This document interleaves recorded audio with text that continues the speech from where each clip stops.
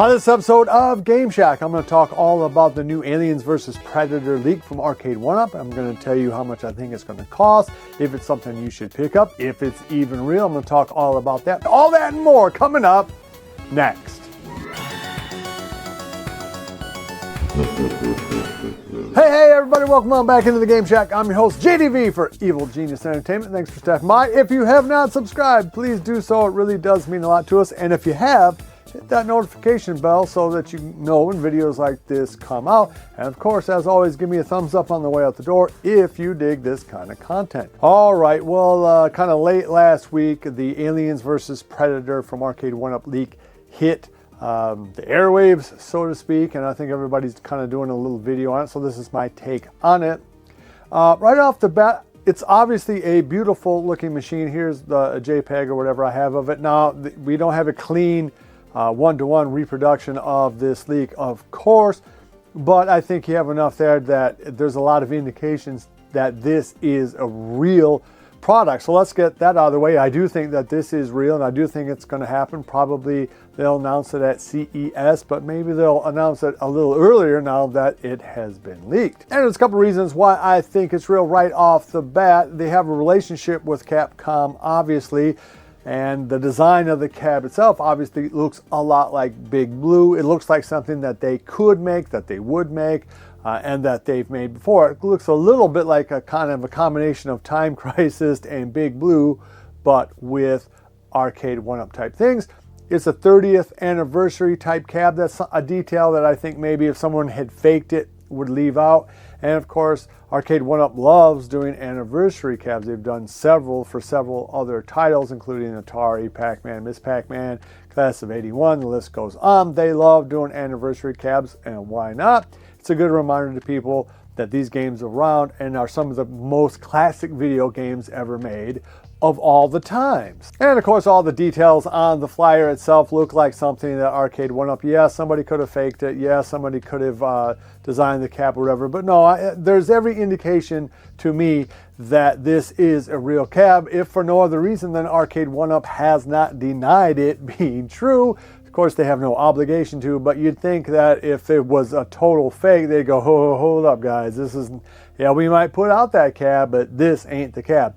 There's also the specificity of the games list on there, and it's a kind of a games list that, yeah, in retrospect, you might think that Arcade1up, in as much as Aliens vs. Predator, I believe, is the only game that they haven't put out in some form or another at some other point in time. Let's talk about the games list here. I wrote this down here. All right, so we have AVP,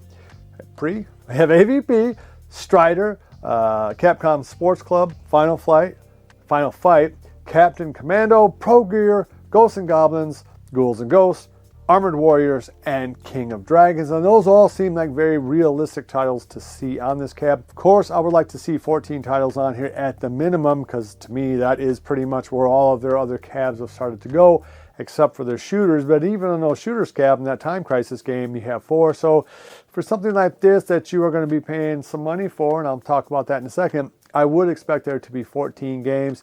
One game I'm really disappointed that isn't on there is Darkstalkers, because of course that is a great Capcom title that we have seen on Big Blue, but we're not seeing it on the newest iterations of Street Fighter. And so part of me feels like, well, if we're not going to see it on a Street Fighter cab, we ought to see it on this Predator versus Alien cab. So I'm going to put this into the negatives, because I think all of us know that this cab is going to go for at least $600, but probably it's going to go for more than that. I would be very surprised if this cab is less than $649 to retail. It could even be as much as $749.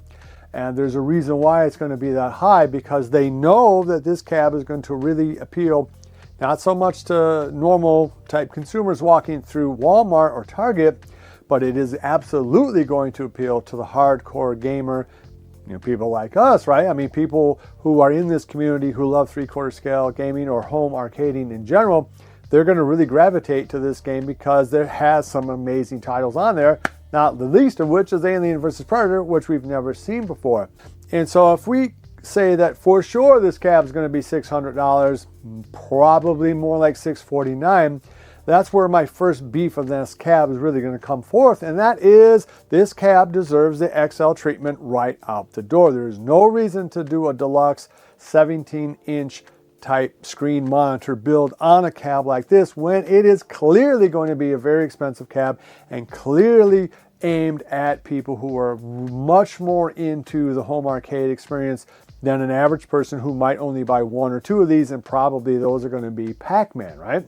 Now, I love the idea of a 3-player cab. I think that is a fantastic kind of good mid-ground for a smaller type home arcade machine, but not at 17 inches. I mean, put it to this way, you know, I have Alien vs. Predator going right now on the Alp through Coins-Op X, and I would be very challenged to have a comfortable game playing against 2 other grown dudes if that were a 3 joystick setup, right? And as a 24-inch screen is going to be much bigger than the machine that we see from Arcade1up, right?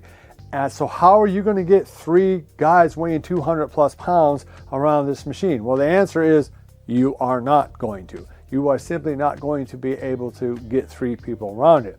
Now, so I'm happy that it is a 3-player build, because I think that is where the medium is in terms of the smaller type cabs.